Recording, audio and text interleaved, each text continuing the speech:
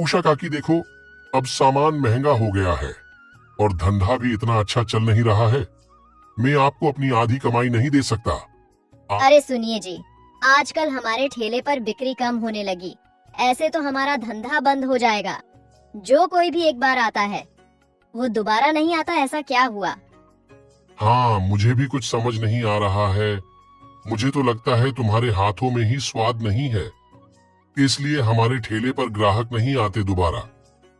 ऐसा ना कहो, अगर ये सब बनाना आपको इतना ही आसान लगता है तो आप ही बना लिया करो, मेरे से क्यों बनवाते हो फिर? मैं एक काम करता हूँ, पास के गांव में मेरी एक जानकार है, वो बहुत अच्छी पानी पूरी बनाती है। मैं उससे जाकर बात करूंगा। अगर हमारे साथ काम कर ले तो फिर हमारा धंधा फिर से शुरू हो जाएगा। हाँ, आप ठीक कह रहे हो। आप कल ही जाकर उसको अपने साथ ले आओ। एक गांव में रामू और उसकी पत्नी लता रहती थीं। ये दोनों मिलकर पानी पूरी का ठेला लगाते थे। कुछ दिन से इनका ठेला चल नहीं रहा था, तो दोनों काफी परेशान हो रहे थे। अब अगले दिन सुबह रामू उस औरत के घर जाता है। रामू उस औरत से बोलता है, अरे उषा काकी, क्या तुम मेरे साथ मेरे ठेले पर काम करोगी?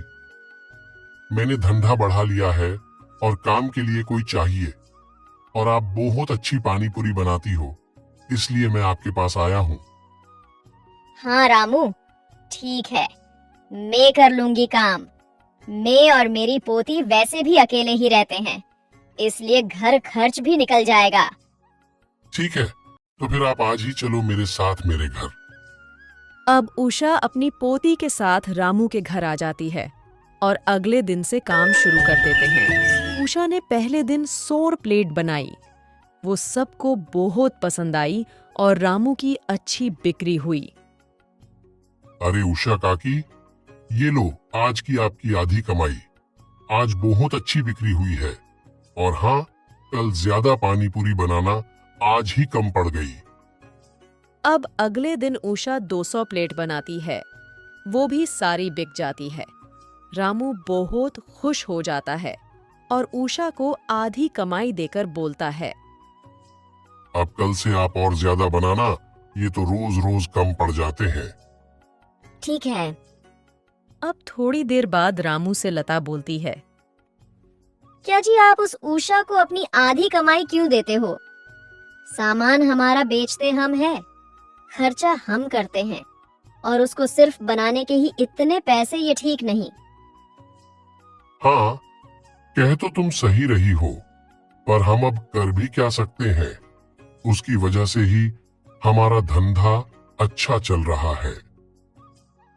आप कुछ भी करो, एक काम करो, आप उसे दिन मंजूरी में ही रखा करो। एक दिन के फिक्स पैसे दिया करो, जिससे हमें भी नुकसान नहीं होगा। हाँ ठीक है, दिखा मैं करता हूँ, जाकर बात। अब रामू उषा के पास आ जाता है और बोलता है, उषा काकी देखो, अब सामान महंगा हो गया है और धंधा भी इतना अच्छा चल नहीं रहा है। मैं आपको अपनी आधी कमाई नहीं दे सकता। आगे से मैं आपको एक दिन के 300 रुपए ही दे पाऊंगा।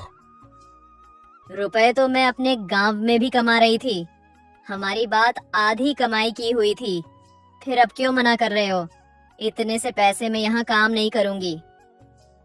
हाँ तो मत करो।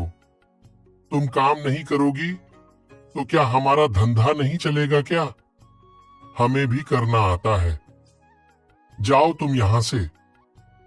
उषा अब अपनी पोती को लेकर वहां से चली जाती है और एक जगह आकर बैठकर रोने लगती है। दादी, आप रोवो मत। क्यों ना हम अपना खुद का ठेला लगाएं? हमारे पास इतने पैसे तो जमा हैं जिससे हम अपना काम शुरू कर सकते हैं।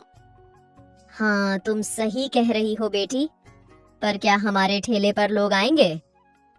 हाँ जरूर आएंगे, क्योंकि आप बहुत अच्छी पानी पूरी बनाती हो।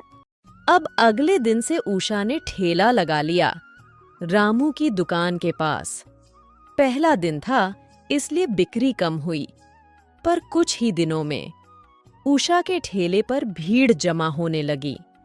अब रामू के ठेले पर कोई नहीं जाता था। सब उषा की पानी पूरी को ही पसंद करते थे। इस वजह से रामू काफी परेशान हो गया। लता, लगता है अब उषा की वजह से हमारा पानी पूरी का धंधा नहीं चलेगा। हमें कुछ और देखना पड़ेगा। हाँ जी, आप सही कह रहे हो। तो देखा आपने, रामू और लता ने ज्यादा लालच किया, इसलिए उनको अपने धंधे से हाथ धोना पड़ा। इसलिए लालच कभी भी नहीं करना चाहिए।